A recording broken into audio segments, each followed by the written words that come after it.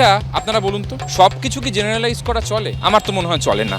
ভোটের আগে প্রত্যেকটা ইস্যুর কিন্তু এলাকা ভিত্তিক আলাদা আলাদা তাৎপর্য আছে। এক এক এলাকায় এক এক রকম সমস্যা এবং তার সমাধানের পথও কিন্তু এলাকার হিসেবে আলাদা আলাদা হয়। এই সময় আমি দাঁড়িয়ে আছি, বুঝতেই পারছেন, কলকাতা পোর্ট বিধানসভা এলাকায়। এখন পরিস্থিতি সেরকম আর নেই। ব্যবসা চাকরি দুটোই অনেকই মহত্বপূর্ণ আছে। এই এলাকার সমস্যা, সমাধান, চাহিদা, এই সব বিষয়ে কথা বলবো জেনজিদের সঙ্গে। কোন কোন বিষয়গুলো মাথায় রেখে ভোট দিতে যাবে? কে বেশি এফর্ট দিচ্ছে আমাদের লাইফস্টাইলটা আরো কমফোর্টেবল করতে, আরো বড় ভাবে ওটাকে ডেভেলপ করা যেতে পারে, আমাদের কর্মসংস্থান নেই, আরো বেশি জবস ক্রিয়েট হতে পারে। সবই भी एक तरफ चोर है। চাকরি নিয়ে আমরা দেখেছি টিচার স্ক্যাম হয়েছে।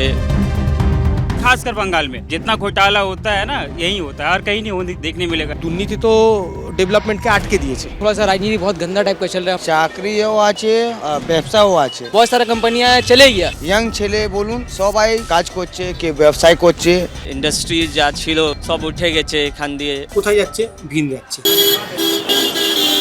আরবান ডেভেলপমেন্ট এই অঞ্চলে কতটা হয়েছে? আমাদের এলাকায় রাস্তা ভালো নেই। जब हम लोग बाहर जाते हैं नॉर्थ कोलकाता साउथ कोलकाता, जब वहाँ का एनवायरनमेंट को हम लोग देखते हैं तब देखते हैं कि हम लोग बहुत पीछे जा रहे हैं कैलकाटा 23। মমতা ব্যানার্জি মানে নারী শক্তি আছে। এখানে আমরা সবাই সেভ আছি। আমাদের বোনরা যে 9 ক্লাস পড়ে ওরা সাইকেল পায়। মানে লক্ষ্মী ভান্ডার পাচ্ছি, কন্যাশ্রী পাচ্ছি। जो भी डेवलपमेंट यदि कुछ देखने को मिल रही है वो सेंट्रल की है और किसी की नहीं है। সরকারের স্কিমগুলো আমরা অনেক নিয়েছি। सबका पास उतना पैसा नहीं है, सब कोई प्राइवेट हॉस्पिटल में जा नहीं सकता है। সেন্ট্রাল থেকে টাকা আসে, সেই টাকাটা অর্ধেক রাস্তায় সাইফুন করে দেওয়া হয়। দাদার উপর দাদা, তার উপর দাদা, তার উপর দাদা, চেন সিস্টেমে সাপ্লাই করছে। লক্ষ্য করা হচ্ছে না both by central government and state government.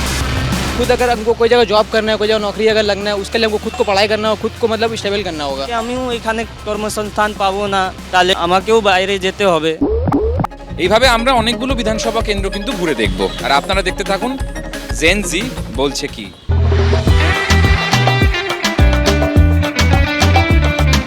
ভোটের ময়দানে রাজনৈতিক ভাষণের ফোকাসে রয়েছে জেনজি অর্থাৎ তরুণ প্রজন্ম। কসবা বিধানসভায় জেনজিরা কি ভাবছে?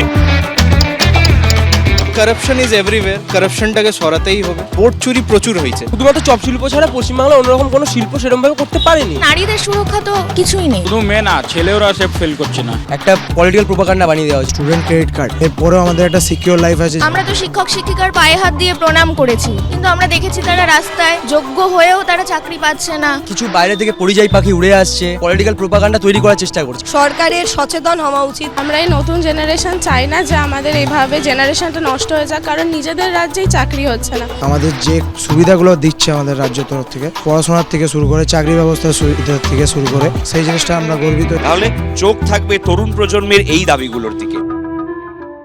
এবিপি আনন্দ এগিয়ে থাকে, এগিয়ে রাখে।